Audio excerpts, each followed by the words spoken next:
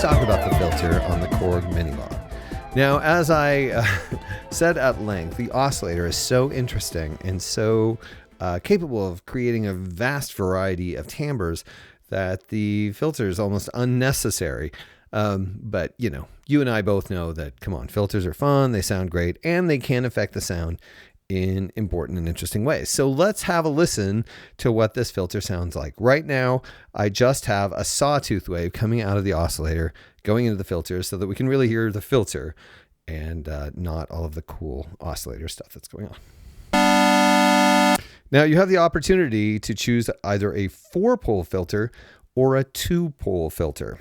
The difference is a 4-pole filter cuts off the frequencies from the filter cutoff point more abruptly than a 2-pole filter. So more of the higher frequencies remain in the sound above the filter cutoff point with a 2-pole filter than a 4-pole filter. And basically what that means is they're just slightly different timbres. The 2-pole filter is a little more aggressive. It has a little more bite to it. And the 4-pole filter just has more of a warmth to it. Okay, let's have a listen. We'll start off with the 4-pole. This is without resonance.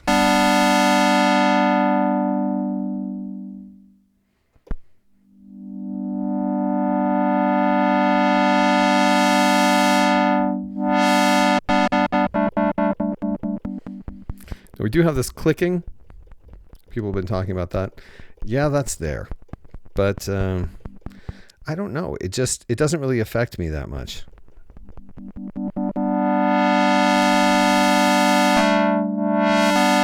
And let's compare that to the 2-pole.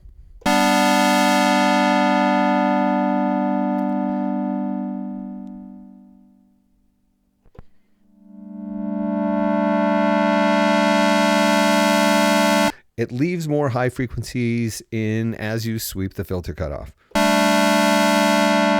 It becomes more obvious when we get into the other functionality.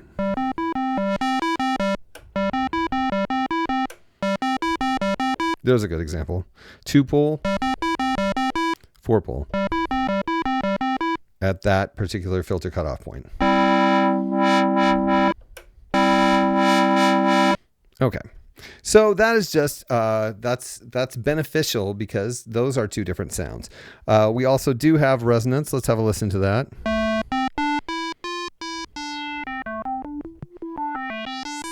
Resonance, as you'll remember, boosts the frequencies at the filter cutoff point that creates an interesting timbral effect.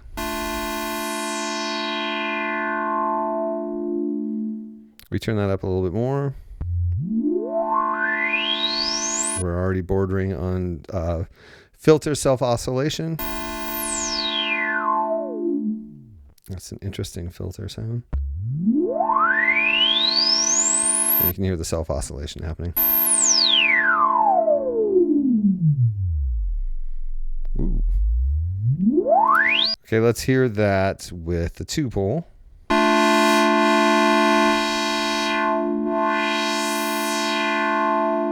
More of a brash sound. A little more.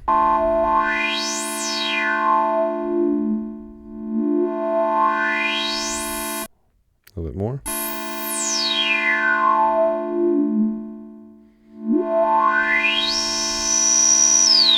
And then the filter oscillation comes in.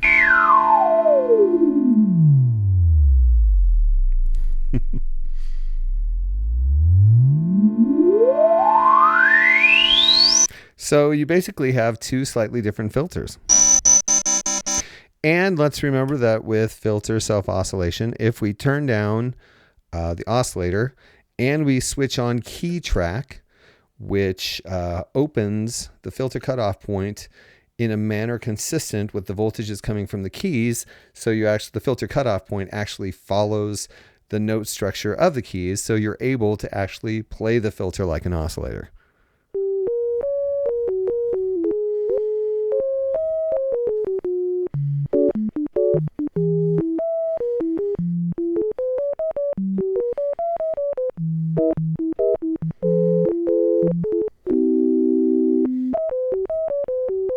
And you can tune it to the oscillators to thicken up the sound.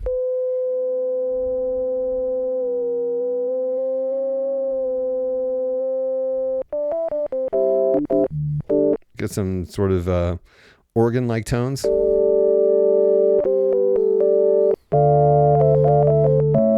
If you start playing with the frequencies, the pitches of the two oscillators, you can create some really organ-like tones. And chords, for that matter. Let's see if we can do that with 2-pole. Ooh, it's stronger with 2-pole.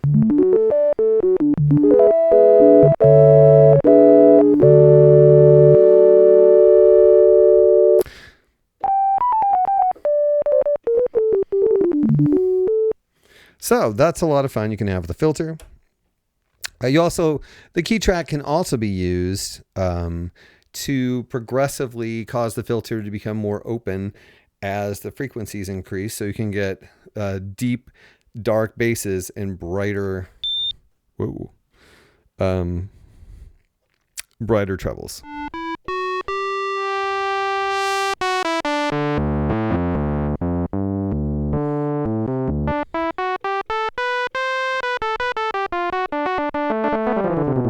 As you can hear the filter, it gets darker as it goes lower.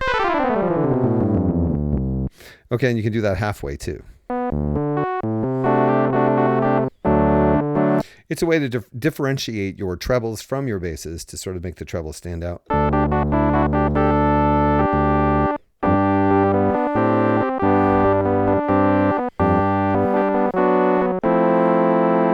Okay. Then you have what's awesome. Oh, we'll get to that in a second. We need to talk about the EG int. I still don't remember what int stands for. I'm sure now I'll get 18 comments, people telling me, but that's okay. So we can also direct this envelope generator into the filter.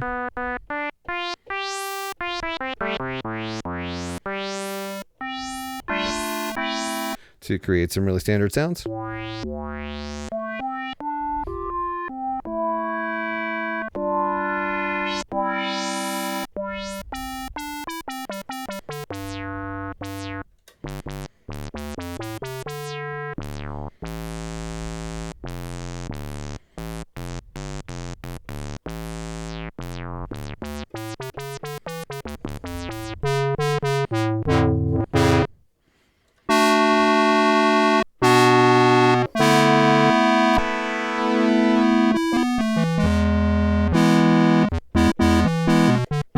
It really has its own sound. A lot of the things that I'm doing here to sort of arrive at a sound that I expect, I get unexpected but pleasing results.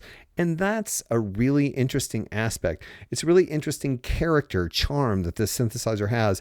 It creates pleasing and interesting and new sounds. I mean, they're not like massively new, but I mean, they're just, it's got its own character that is a pleasing character.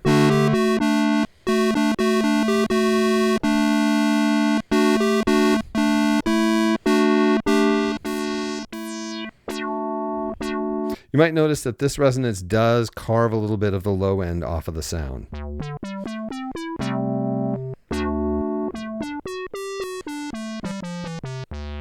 Okay, now we can get down to the velocity switch, which you'll notice once we turn that on, there's two different settings, but let's turn it all the way up.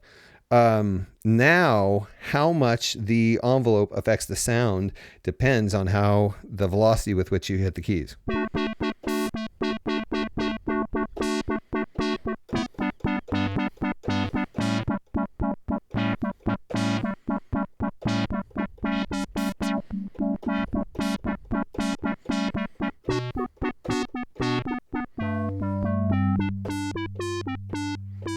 As you can hear, every time I hit the note a little bit harder, it opens the filter up more.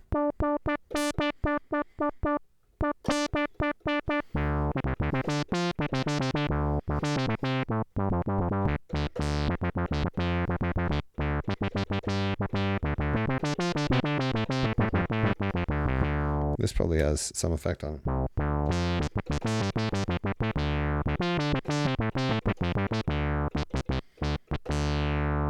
which is nice. It allows you to add a little more expression to your filter. And it sounds great.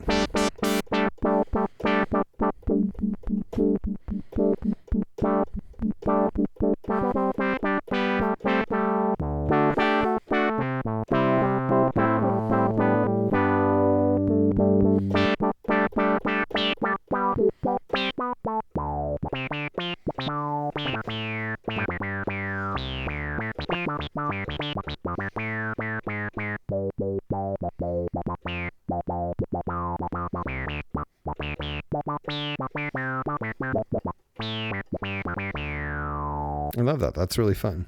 So that's basically what we're dealing with the filter. It has a really nice tone that you can adapt with the different pole settings. See, this sounds a little more gritty.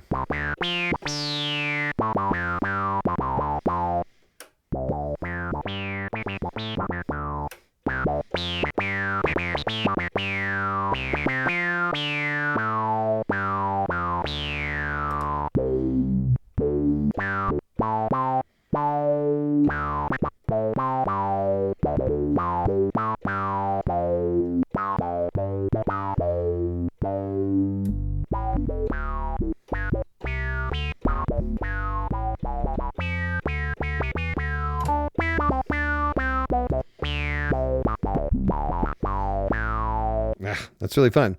I'm sorry to focus so much on that aspect of the filter, but it sounds really great. And we can also hear now with the more complex sorts of things that you can do with this filter to generate different timbres, how the filter affects them.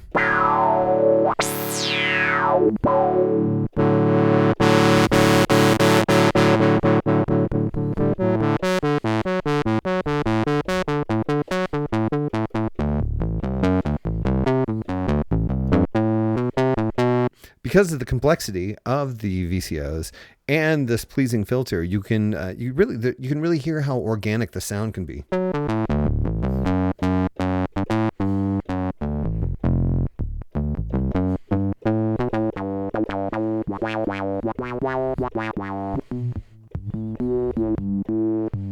It should be noted that this envelope control goes to a negative envelope when you turn to the right.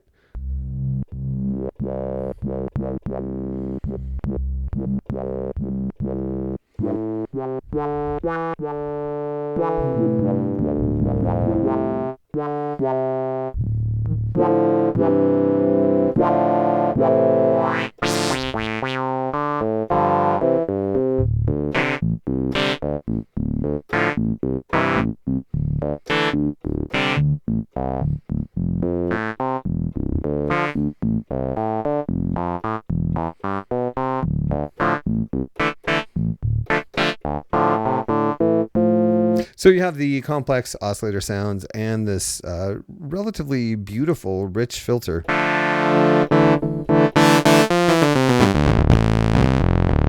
With this nice functionality, and overall, it's just a great combination.